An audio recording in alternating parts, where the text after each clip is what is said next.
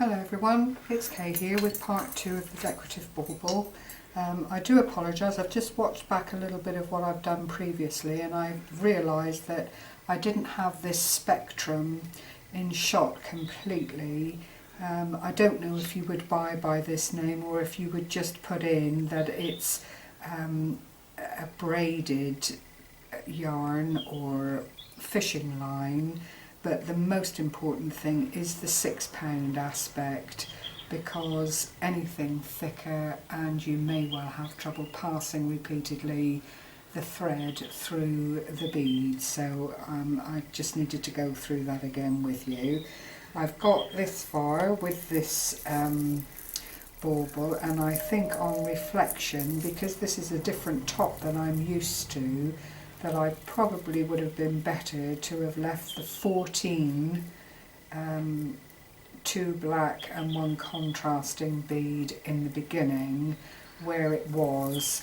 This is fixed, it won't come off, it won't pop off, it doesn't have that pin fixture, and I think really I probably could have done with leaving that extra one in and having it loose around the top, a little bit looser, to facilitate a better drop with the dangle bit, but I'm going to press on regardless. It won't affect the overall outcome of the decoration on the bauble, except it will bring it very tightly into being once it's done.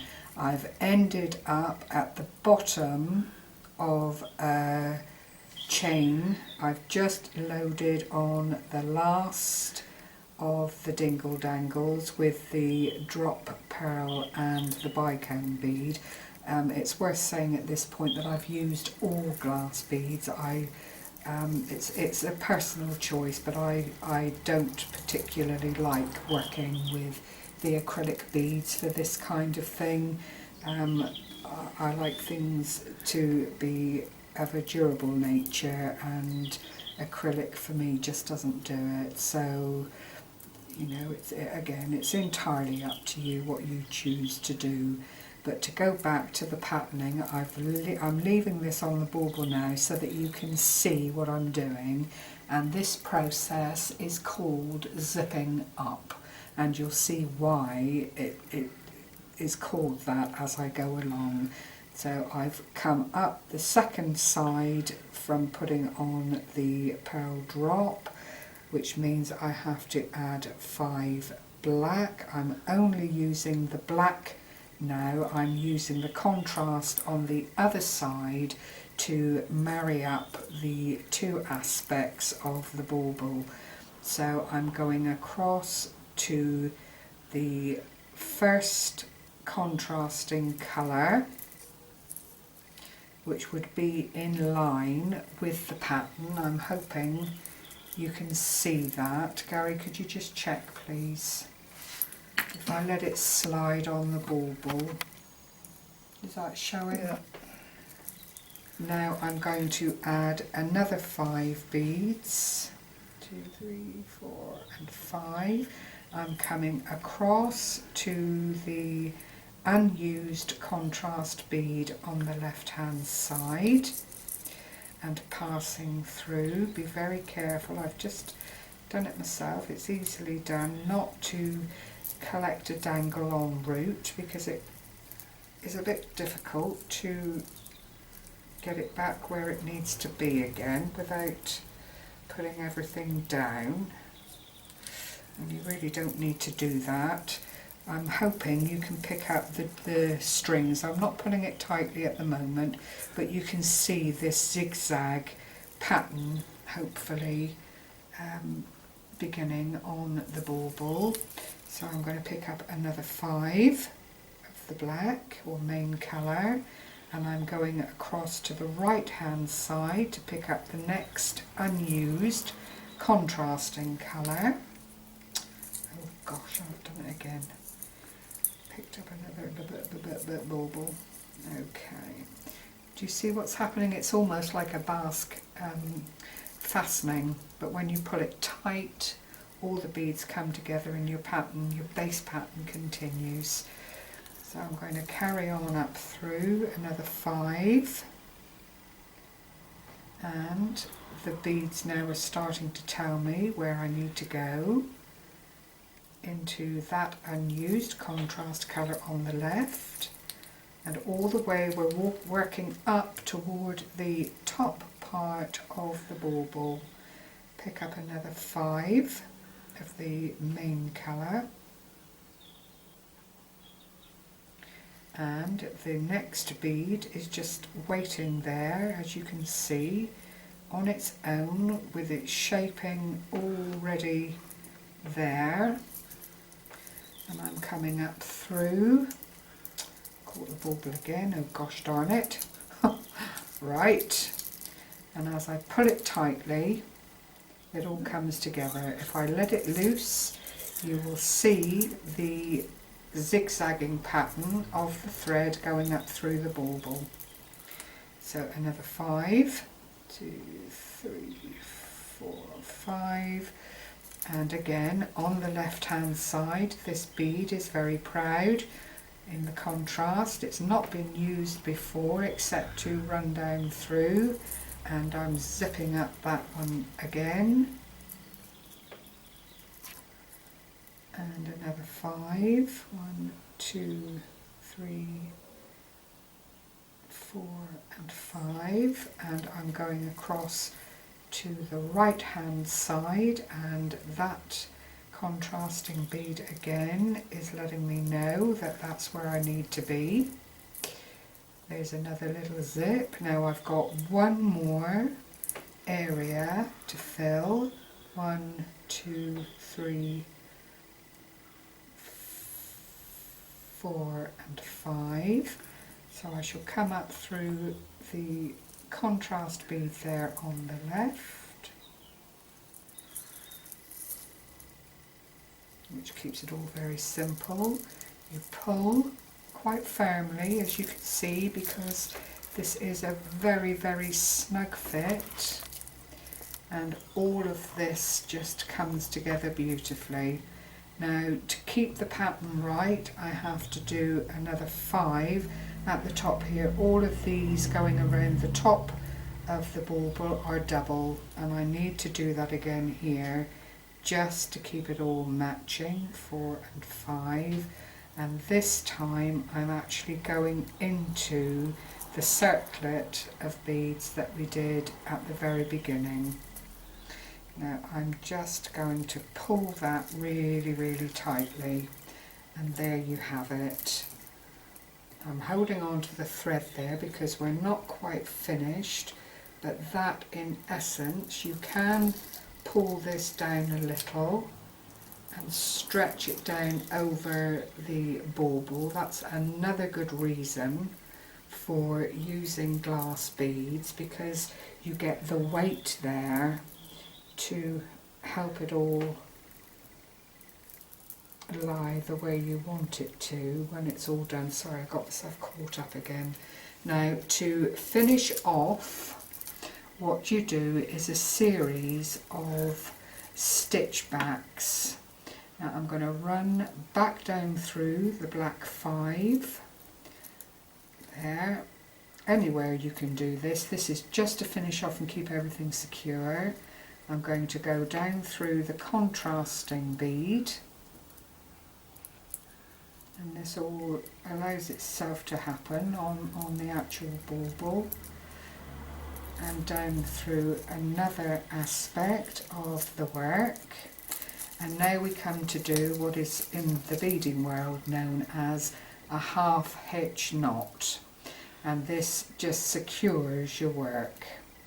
So what you do is pass your needle, if I can get it to do it, underneath your work very carefully.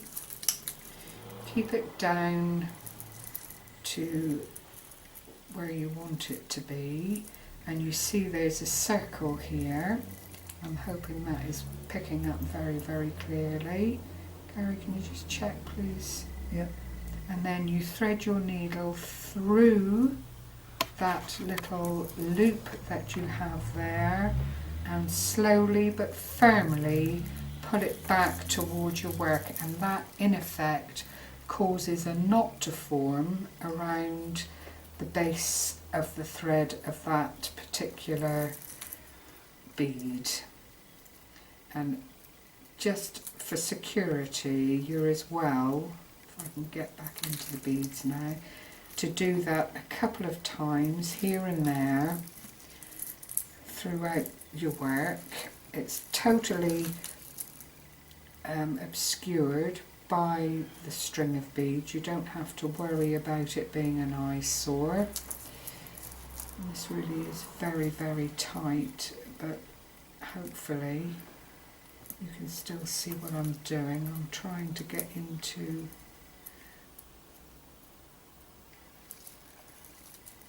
another bead to do another half hitch, but I don't think it's going to let me. But that one is very, very firm, and it's also gone around the top of the bauble as well. So I'm going to call it quits there.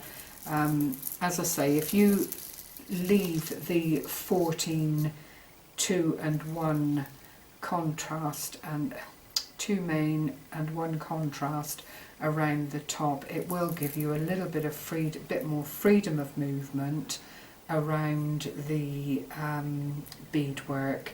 To add thread, if you run out, it is very much the same as casting off your thread. You stitch through some beads, leaving a long tail. This time I'm already joined up, so that's not appropriate, but you would call if we call this the tail of the,